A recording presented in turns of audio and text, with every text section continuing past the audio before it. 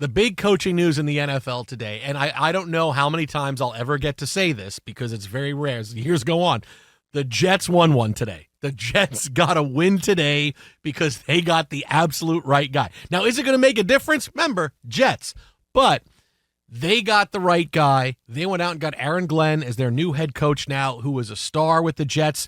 They drafted him in the 90s. He went to a couple of Pro Bowls. He has apprenticed and coached under every big defensive coach of the last 20 years. He spent so much time learning about the offensive side of the ball, how offense coordinators think. He's going to be a great super coach made up of parts of lesser coaches. Like, he's Voltron. He's going to, yes, here, this is going to be Sean Payton's arm and Bill Parcells' leg and all that. Like, he's someone that wanted this job. The Jets was his dream job, which, again, how many times am I ever going to get to say that? I thought they're going to have trouble getting anybody to come in. That seems like a really hard sell on his part. Hey, when they ask you about me, you tell them that this was always my dream job. I mean, he said it. This is my dream job. He knows New York. He knows what it's like to play for Woody Johnson. Now he's going to know what it's like to coach for Woody Johnson. He's a bit of a culture builder, although he's going to get a chance to do it all by himself. He's already talking about veteran offensive coaches he wants to hire. Like, everything is great. The Jets actually win one. I mean, I don't know if they'll ever win one again, but they actually win one today, getting the right guy to come in and be the head coach. Now, we kind of chuckled about it. Ian Roddy, one of our producers here, he does my I Watch Flex podcast. He's working with us this evening. He goes, you paid a consulting firm a lot of money to get to that guy. Yeah, but that's okay. That's kind of what you do with consulting firms. They usually just affirm. I would have said, "Hey, Aaron Glenn. Oh, thanks, Jason. Oh, great. Hey, just buy me a sandwich." Yeah, they usually just kind of affirm what you in the building already thought. What do you think? Oh, well, that's why. And then they write it up and add a couple of extra phrases and maybe a little bit of a couple of pie charts and some graphs to make it look pretty. Yeah. But it's really what the veteran people, the people with the institutional memory, already know about what needs to happen and change in the building. What should we do here? Well, I don't know. What do you think? Well, I think we should hire. Yes, that's what you should absolutely do. Now, we hire a guy who's been around, and look, you went through his CV and all the coaches he's worked with and institutions he's been at to get best of brand, right? Go back to the excitement Sean Payton had for him and everything else. But you had a really good defensive guy in Robert Saleh. What happened to your team after Robert Saleh left? We got even worse.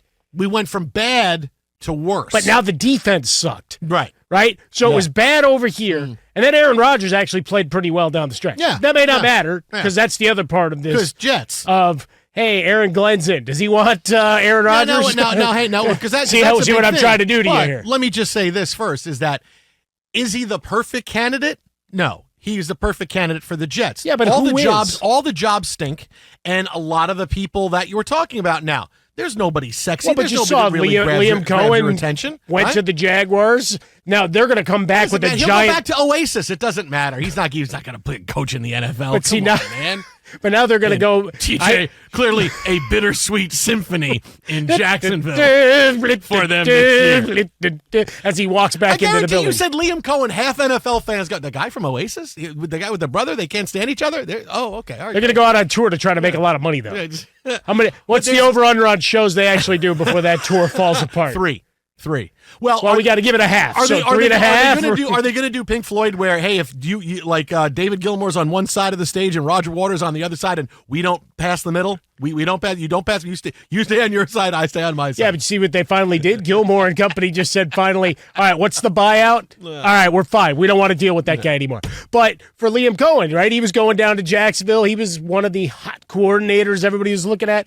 And he's like, yeah, I'm not going there. That might have pushed the Trent Baalke thing. But for your Jets, what did you have? You got McCarthy, you got Pete Carroll, and you got a bunch of guys. There was nobody. There's nobody for anybody. Right? There's nobody out there. There's no one out there Ben for the Johnson. Cowboys. There's nobody. Yeah. Johnson was the guy. He went to the Vrabel right opening. was the other right? guy. That's it. And they're both gone. And now it's, well, what the hell? This is why you're hearing names like Jason Witten and Brian Schottenheimer and, Rex Ryan had an interview. But the Jason Witten would be interesting. The best. Yeah, but to go from We watched Jeff Saturday go from broadcasting to NFL coach. Well, but Witten's at least been, he hasn't been broadcasting a while. Remember, that didn't last very long. No, he's been coaching high school football. Everything he's done after that. But there's to understand, like, hey, no, Aaron Glenn's not the perfect candidate, but he was the best out of what's out there. Because just like every year, hey, sometimes there's a lot of great candidates, sometimes there's no candidates. But when you have a job opening, you got to hire somebody. That's it. Right? It's nothing. Yeah, but so I get quarterback class. Well, I may not like this guy, but I got to draft him in the second round. You got to draft Shedeur Sanders. I got to go pay a lot of money to a guy in free agency. You got to draft Kyle McCord if you want somebody. Yeah. So, but he was the perfect fit. And I guarantee you this, right? I hate to say I told you so. We've already seen a couple reports out of New York, and Michael Kay, who's been in New York radio for a long time, Yankees play-by-play guy, said, hey, he's heard that Aaron Glenn wants to bring Aaron Rodgers back. Now, I hate to say I told you so, but I've been telling you from the end of the season, Rodgers is coming back. He's going to be the starting quarterback of the Jets this fall. And your guys are going to suck. It's going to. Well, yeah, that could actually happen. Oh, I'm under no illusion. Yeah, it's going to happen. Our win is today. Getting Aaron Glenn, a guy that says it's my dream to come here. Well, but that's it, right? That's our win. He's not quite Harbaugh in the relentless enthusiasm for the day, but he's damn close. No, I'm not hating at all, actually. No, it doesn't. The whole win. Yeah, no, this may be the only day we win, so this is a day. Well, I mean, gotta have champagne today. It's off-season wins. But I won the off-season for a day and a half. Now it's your turn. Although I got a guy that says he's been in the Matrix for a year. Sure. Top that. That is, well, did he win in the Matrix? If he Caleb won in the Williams, Matrix, he won there, great. Yeah, but he dressed like Neo. Yeah. All he needed was the shades for Ben Johnson. In the Matrix, I was a great quarterback. We won a lot of games here in real world. But look, I told you, if the Jets wanted Aaron Rodgers gone, he'd have been gone. Woody Johnson would have come down and said, that's it, I've had it. And I know that he and Aaron Rodgers gone back and forth in the media. This is big boy stuff. The Jets need a bridge. We've said this. The Jets need a bridge quarterback anyway. They're going to take a quarterback in the draft. It's a year to take somebody in the second or third round. Maybe it's Jackson Dart. Maybe it's somebody else. This is why. The Jets have bigger issues than Aaron Rodgers, who turned out to have a pretty decent season in the end. Maybe he needed 12 weeks to get back from his torn Achilles because he threw the ball well at the end. He wound up in the top 10 in yards and in touchdowns. Yeah. He threw the ball with a little bit more vigor and looked better, wasn't as skittish as he was the first 12 weeks.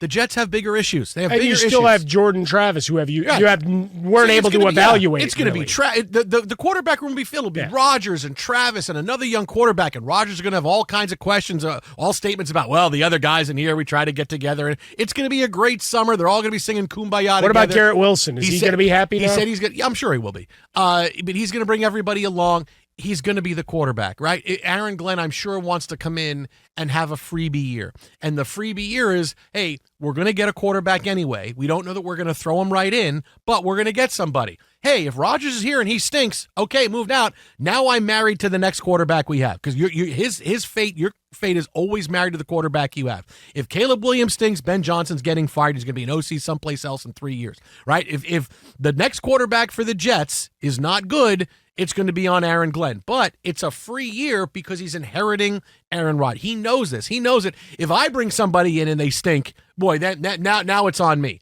But we draft somebody young. Rodgers is good enough to come into this year with when you have guys waiting in the wings. Again, the Jets have bigger problems than Aaron Rodgers. The defense stinks. You got to make sure your playmakers are happy. I'm sure Garrett Wilson's happy that Aaron Glenn is here. He's a well-respected guy. Decide, hey, is Devontae Adams going to stay or are you going to have to cut him? But the Jets have bigger issues. And if you need a bridge guy anyway, a guy you're paying already, and you can draft somebody else to come in and fill the quarterback room, I'm telling you, Aaron Rodgers is going to be quarterback of the Jets in the fall. You should have got odds on it when I said it at the end of the season because now, boy, it really kind of looks that way. He's going to be the quarterback. Yeah, I think when you look at it overall, I mean, we laid out the landscape of quarterbacking. Not a whole lot in the draft. Nobody you're chasing up the draft board to go get.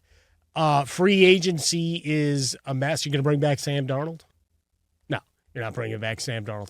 And you're not going to trade or acquire Kirk Cousins because he's no better than what you have, right? It's a couple of veteran guys and a bunch of journeymen.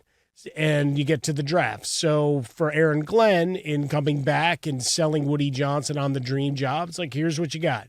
Got a couple of good component parts on defense. We're going to need more. You know, the plethora of the defensive linemen that you once had, they're not there anymore. Your offensive line stunk. So you need to go back and fix that. But you do have Breece Hall. Try to get Garrett Wilson to buy back in. Devontae Adams played pretty well in spurts. Not great. Yeah. Malachi Corley, don't know what he is, but speed guy, potentially. You rise up with him. Go find a pass-catching tight end, everybody's best friend.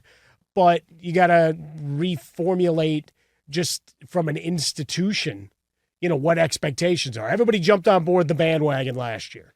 All right, the Bills are going to fall off. Wrong. Patriots were no good. We knew that. And you look at the division as a whole, and the expectations were huge. So coming off of that, hey, man, that got gutted.